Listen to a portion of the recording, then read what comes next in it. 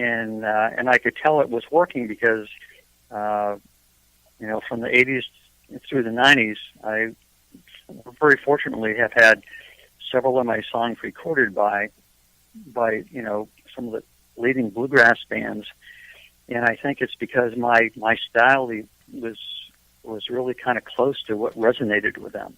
So I think my bluegrass influences and what I've been listening to really kind of changed the whole direction of my writing. And I've actually recorded gospel albums, like one in 2010 that was it sounds like somebody must have written all the songs who was from Virginia, not from New Hampshire, and it was very popular. Yeah, and did really well. Was nominated for awards. But I think the thing is, all my influences poured out of me writing songs for that record, and I think it's just, that's the way I think and hear things now from kind of a bluegrass, traditional contemporary bluegrass artists and other writers. Yeah. And that's how I kind of see and hear things these days. That's cool. When you write songs, are you, you mentioned that you had to have several other artists have recorded your music. Do you write, or when you write occasionally, do you write with that idea in mind that you're writing for someone, or is it kind of the other way where you write some songs and then other artists kind of find them and then feels like it fits who they are? I've never really had success writing with artists in mind. Every time I've tried it, it turned into a train wreck, and songs just didn't sound organic or natural or real. Mm-hmm. So I found for me, what I have to do is just focus on, if I have a song idea or a concept or a storyline for a song, no matter what it is, just focus on that and immerse myself in that, and write music to it that sounds natural for the song. And I don't really kind of think about anything else except for the storyline and the music to the song until it's done. And then when it's done, maybe, months later, I might listen to it and think about who might be a good fit for a certain band or something. Yeah, okay. But I just go at the songs organically and just take each one in whatever direction sounds natural for the song. Mm-hmm. That's cool.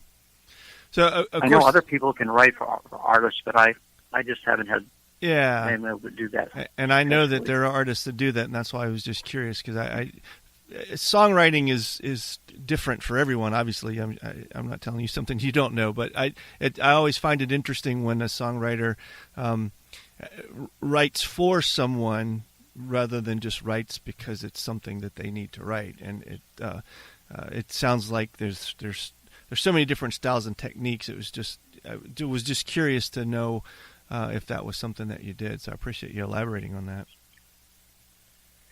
Yeah, it's very individualistic, and I wish I could.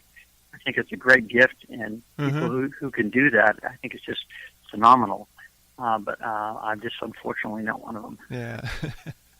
Well, obviously you've been recording over the course of your career as well, and I think I read that you've released 6 albums, and you've got a new one out, which is something we want to talk about a bit too, called Undertow. Tell me about your new record. Well, of all the albums I've recorded and released, this is the most interesting one in many regards, as that it's a concept album, and all the songs on the album, the storylines have some connection to the ocean. Oh yeah, okay. And so when I first really got serious about writing in the 80s, I would try to write about themes that seemed popular at the time, like writing about Cabin on a Hill, or writing about things that I heard in other songs. So I was writing about all sorts of things that I didn't know much about and had never experienced. So after a couple of years of writing those kind of songs, I realized none of them sounded very genuine. Oh, okay, yeah. And they didn't sound real. and I was kind of disappointed because I put a lot of effort into it. But then I realized maybe you have to write what you know and what you're familiar with. Yeah. So one day I kind of stumbled upon that concept and said, well, what do you know? Well, I live a half an hour from the ocean, and I've been around the seacoast region and the ocean my entire life. So maybe if I write about,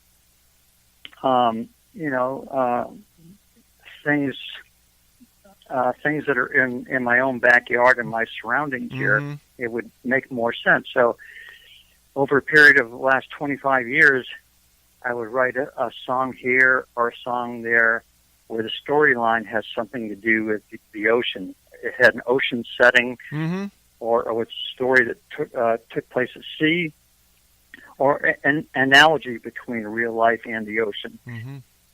So about 2006 came around, and I became aware that I had written quite a few songs that had something to do with the sea.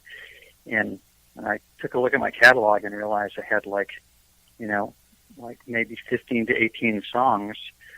And then I said, wow, this would make a very interesting concept album. So after that, between 2006 and 2011, I added a few new tunes to it. So I had a maybe catalog of maybe 26 to 28 songs. In 2011, with my producer, Bob Dick, we sat down and picked out a dozen of these that we thought were really good choices to record, and started recording the Undertow album. So you've been recording it for a while then. Yeah, since 2011. Yeah. And so what sort of happened is, like, most of the people that I am involved with musically in our region are not full-time musicians. They all have careers, and some of them travel. And I wanted to try to, on this particular record, my idea was I wanted to include all the people who were important to me in the New England music scene, people that I had written with, recorded with, or performed with in the past. So because of that, there's like 17 different people who appear on the Undertow record. Yeah. But because we all have different careers and jobs, and our lives are fast and busy, we couldn't get people into the studio. It's hard to schedule people in the studio to record. So we'd just have somebody come in when they were available to do this or that. And so it just took a few years to get everybody in there to do their parts for this record. So it truly was a labor of love. You've been at it for quite a time on this one. But it was really worth it because everybody did a great job. There's some wonderful performances on here, and it's really a very rewarding collaboration of people that mean a lot to me in the New England music scene here. Yeah. So if folks want to get a copy of this new record, or listen to some of your back music, or talk to you about songwriting, what's the best way to reach out, get in touch, and get some of your songs? Well, people can email me or call me or go to my website, which is www.ricklangmusic.com. And my email address is just rick@ricklangmusic.com. If anybody wanted to call me, I'm available 24/7. I think I hardly sleep at all these days, but hopefully you won't get calls at 3 o'clock in the morning. But please feel free to share your number if you want to. That's right. Sure. It's 603-944-2934. Great. Good. And anybody who's interested in talking about songwriting or my music, or another writer who would be interested in writing with me,